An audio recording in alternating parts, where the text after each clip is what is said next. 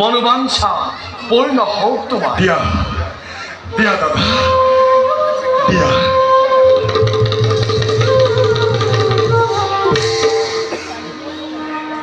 দাদা হর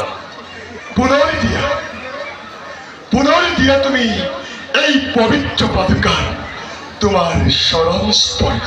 হর হরি দাদা তাকে নই ঘুরে যাব ভরত অসিদ্ধা ন করে। দিয়া দিয়া দাদা এই পবিত্র পাদুকার তোমার স্মরণ স্পর্শ দিয়া দাদা।